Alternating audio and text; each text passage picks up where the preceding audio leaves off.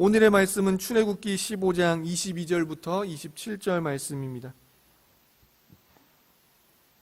출애굽기 15장 22절부터 27절 말씀, 구약 105쪽에 있습니다.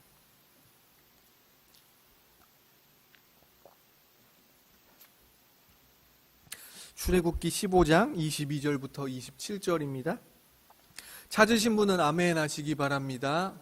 한 절씩 교독하고 마지막 절 함께 읽겠습니다. 모세가 홍해에서 이스라엘을 인도하매 그들이 나와서 수르 광야로 들어가서 거기서 사흘길을 걸었으나 물을 얻지 못하고 그곳 물이 써서 마시지 못하겠으므로 그 이름을 마라라 하였더라. 백성이 모세에게 원망하여 이르되 우리가 무엇을 마실까 하매 부르짖었더니 여호와께서 그에게 한 나무를 가리키시니 그가 물에 던지니 물이 달게 되었더라. 거기서 여호와께서 그들을 위하여 법도와 율례를 정하시고 그들을 시험하실세. 이르시되 너희가 너희 하나님 나 여호와의 말을 들어 순종하고 내가 보기에 의를 행하며 내 계명에 귀를 기울이며 내 모든 규례를 지키면 내가 애굽 사람에게 내린 모든 질병 중 하나도 너희에게 내리지 아니하리니 나는 너희를 치료하는 여호와임이라. 그들이 엘림에 이르니 거기에 종려나무 70그루가 있는지라. 거기서 그들이 그 물 곁에 장막을 치니라. 아멘. 이 시간 가장 필요한 것이라는 제목으로 말씀 살펴보겠습니다. 이스라엘 백성들은 하나님의 능력으로 홍해를 건넜습니다. 물이었던 홍해가 이스라엘 백성들에게는 길을 열어주며 건너가게 해주었지만 이스라엘 백성들을 추격하던 애굽군에게는 오히려 그들을 전부 집어 삼키는 그런 무시무시한 물이 되었습니다. 이후 이스라엘 백성들은 자신들이 애굽 군대의 추격을 뿌리치고 홍해를 건널 수 있게 하신 하나님을 찬송하죠. 내가 여호와를 찬송하리니 그는 높고 영화로우심이요 말과 그 탄자를 바다에 던지셨음이로다. 아멘. 우리는 어제 이러한 이스라엘 백성들의 찬송에 대한 본문을 살펴보았습니다. 그리고 오늘 본문에서 이스라엘 백성들은 홍해를 건넌 이후 새로운 어려움에 직면합니다. 이스라엘 백성들은 이번 어려움을 통해 그들에게 가장 필요한 것이 무엇인지를 또 배우게 됩니다. 출애굽 이후 이스라엘 백성에게 가장 필요한 것은 무엇이었을까요? 오늘 말씀을 통해 살펴보겠습니다. 첫 번째로 하나님을 신뢰함입니다. 22절부터 24절까지 말씀 함께 읽겠습니다. 22절부터입니다. 시작. 모세가 홍해에서 이스라엘을 인도하매 수르 광야로 들어가서 거기서 사흘길을 걸었으나 물을 얻지 못하고 마라에 이르렀더니 그곳 물이 써서 마시지 못하겠으므로 그 이름을 마라라 하였더라. 백성이 모세에게 원망하여 이르되 우리가 무엇을 마실까 하매. 아멘. 홍해를 건넌 후 이스라엘 백성들은 수르 광야라는 곳으로 사흘길 걸었습니다. 사흘 내내 오아시스라고 하죠. 물을 만나지 못했습니다. 드디어 물을 발견했지만 그 물은 너무 써서 마실 수가 없었다고 합니다. 그래서 그 장소 이름도 그때부터 쓰다라는 뜻의 마라가 되었습니다. 3일 내내 광야를 지나는데 물이 없다. 쉽지 않은 상황인 것은 사실입니다. 그런데 이스라엘 백성의 전후 직전 상황을 잘 생각해 보면 이들은 불과 3일 전에 어땠나요? 홍해를 건널 수 있게 해주신 하나님께 장장 20절 분량에 걸쳐 하나님을 찬송했습니다.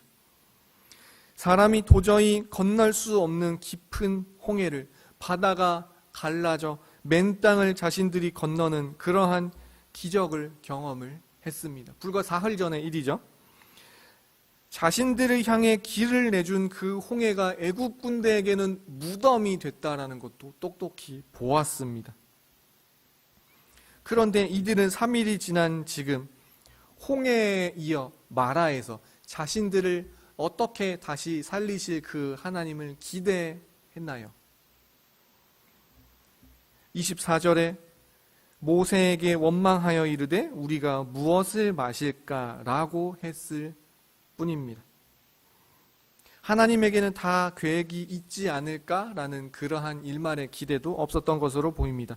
모세에게 원망하여 이르되라고 했지만 이것은 더 나아가 하나님을 원망한 것이죠. 3일 만에 하나님에 대한 어떠한 신뢰는 싹 다 잊어버린 그러한 상황입니다. 물론 3일 내내 물 없이 지낸다라는 것이 결코 쉽지 않지만 그만큼 우리 인간이 얼마나 하나님을 신뢰하기가 어렵고 연약한지 이스라엘 백성들의 모습을 통해 우리는 다시 한번 우리의 연약함도 발견하게 됩니다. 그리고 무엇보다 이스라엘 백성들의 이러한 신앙적인 흐름은 매번 반복이 됩니다. 곧바로 16장에서는 자신들이 고기를 먹지 못한다고 하나님을 원망하고 17장에서는 물이 없다고 또 원망하고 모세가 십계명을 받느라 시내산에서 40일 동안 내려오지 않을 때는 심지어 금송아지 우상을 만들어내며 자신들을 인도할 그런 신이라 하고 민수기에서는 가나안 땅을 정찰했는데 그곳에 안악자손 거인들이 있다는 이유로 하나님을 원망하며 심지어 애굽으로 돌아가겠다라고까지 하고 매번 어떠한 어려움이 보일 때마다 하나님을 신뢰하지 못하는 그러한 모습들을 발견하게 됩니다. 사랑하는 성도님들, 그러면 우리는 과연 얼마나 하나님을 신뢰하고 있을까요? 코로나의 시대를 삽니다. 우리가 하나님을 얼마나 신뢰하며 사는지 시험해 보기 좋은 그러한 시대를 삽니다. 코로나의 시대, 누군가는 하나님을 잊어버립니다. 누군가는 경제적인 이유로, 가정적인 이유로, 영적인 이유로 하나님을 원망하며 삽니다. 그리고 누군가는 코로나 시대에도 오히려 지속적인 성장을 경험하는 소수들도 있을 것입니다. 그 소수가 우리가 되기를 바랍니다. 그들은 유튜브에서 오히려 지성을 채웁니다. 현장에 나갈 수 없으니까 온라인으로 모든 자료가 몰리고 있죠. 가정에서 자녀들의 예배를 챙기는 것이 여전히 어렵지만 몸은 피곤하고 참 많이 신경 쓰이지만 이참에 자녀들과 예배를 드릴 수밖에 없기 때문에 자녀들과 부모 자신들의 신앙을 다시 한번 점검합니다. 다 같이 모여 기도하는 것이 어렵다라고 하는 방역 지침 때문에 그렇다면 이번에는 하나님과 1대1로 만나게 되죠. 그러한 기회로 삼습니다. 이러한 사람들은 하나님을 환경에 상관없이 끝까지 신뢰하고자 하는 사람들은 코로나의 시기에도 믿음의 성장을 경험할 것입니다. 마치 남자들이 군대에서도 고립되어 예배도 못 가는 그 시기에도 믿음의 성장을 경험하듯이 말이죠. 그리고 코로나가 종식되면 코로나가 종식되었다라는 그 환경에 탄력을 받아 또 한 번 믿음의 진보를 경험하게 될 것입니다.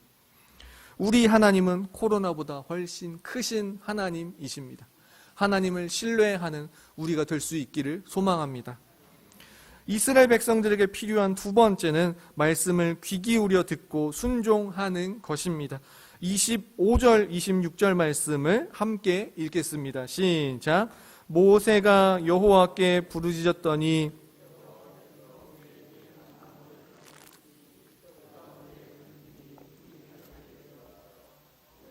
여호와께서 그들을 위하여 법도와 율례를 정하시고 그들을 시험하실세 이르시되 너희가 너희 하나님 나 여호와의 말을 들어 순종하고 내가 보기에 의를 행하며 내 계명에 귀를 기울이며 내 모든 규례를 지키면 내가 애굽 사람에게 내린 모든 질병 중 하나도 너희에게 내리지 아니하리니 나는 너희를 치료하는 여호와임이라. 아멘. 오늘 본문 중 22절부터 26절까지 이 마라 사건을 잘 보면 이 마라 사건 자체에 대한 분량이 반, 그리고 하나님께서 이스라엘 백성들에게 하신 말씀이 반, 이렇게 되어 있습니다. 그러니까 마라 사건과 그 사건을 통해 일어난 기적에 대해서 생각보다 다루는 분량이 짧습니다. 하나님께서 이스라엘 백성들에게 법도와 율례와 규례 이러한 말씀들을 쭉 가르치셨다라는 것도 반이나 차지합니다. 그러니까 하나님 입장에서는 예컨대 불과 3일 전에 홍해도 건넜던 사람들이 그거 가지고 새삼 약간 이런 느낌입니다. 그렇게 길게 다루지를 않습니다. 대신 하나님께서 마라에서 쓴 물 때문에 하나님을 원망했던 이 이스라엘 백성들을 향해 말씀을 들려주시고 순종하라고 가르치십니다. 그리고 그 내용이 나머지 반을 차지합니다. 하나님 입장에서는 쓴 물이 달게 되어 마실 수 있게 되고 갈증을 해결했다는 기적 그 자체만이 중요한 것이 아니었습니다. 구원받은 이스라엘 백성이 하나님 말씀을 듣기에 힘쓰고 들은 그 말씀을 그리고 순종하기에 힘쓰는 것, 이것이 더 중요했습니다.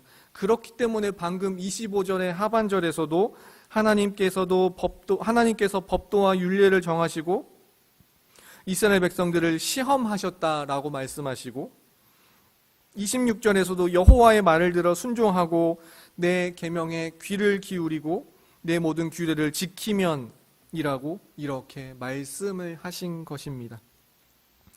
코로나의 시대가 되며 대표적으로 유튜브를 비롯하여 온라인 매체들이 굉장히 급속도로 발전하셨다라는 것을 다 아실 겁니다. 우리 교회만 해도 매 주일마다 아이들에게 영상을 제공하고 있고 그것으로 예배를 드리고 있죠. 언제 어디서든 우리가 말씀을 듣고자 하면 들을 수 있는 설교나 강의의 양은 셀 수 없을 정도로 많습니다. 지금 이 시간도 온라인으로 예배를 드리고 계실 것이며 혹시 새벽 예배를 드리지 못하신 분들을 위해 담임 목사님께서 적어서 올리시는 말씀 카카오 채널이 있고요. 저희 교육자들이 새벽 예배 설교만 다시 또 올립니다. 우리 교회만 해도 생산해내는 그런 말씀, 이런 정보에 대한 양이 우리 교회도 있고요. 다른 곳들도 있고요. 다 합하면 정말 셀 수 없을 정도로 지난 수천 년의 역사의 것들이 하루 이틀 사이에 생겨난다 할 정도로 어마어마한 말씀들도 그렇게 쏟아져 나옵니다.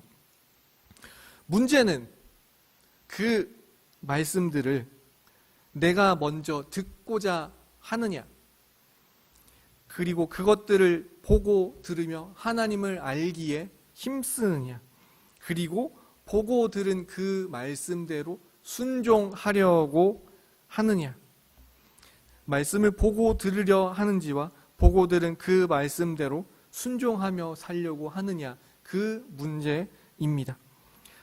말씀을 보고 듣기에, 하나님을 알기에, 그리고 그렇게 보고 들은 말씀에 순종하기에 힘쓰며 살아가는 저와 우리 모든 성도님들 되시기를 소망합니다. 말씀을 정리합니다. 계속되는 코로나 속에서 우리는 얼마나 하나님을 신뢰하며 살고 있습니까? 그리고 말씀이 쏟아져 나오는 이 시대에 우리는 얼마나 말씀을 보고 듣고 그리고 그 말씀대로 순종하며 살아가려고 하나요? 이 시대에 가장 필요한 것은 굉장히 단순합니다. 하나님을 신뢰하며 사는 것, 그리고 하나님을 더욱더 신뢰하기 위해 말씀을 듣기에 힘쓰며 그 들은 말씀에 순종하려고 하는 것입니다. 말씀을 듣고 그 들은 말씀대로 순종하며 그리고 그 과정을 통해 하나님을 더욱더 신뢰하며 살아가는, 이렇게 믿음으로 살아가는 저와 우리 모든 성도님들 되시기를 소망합니다.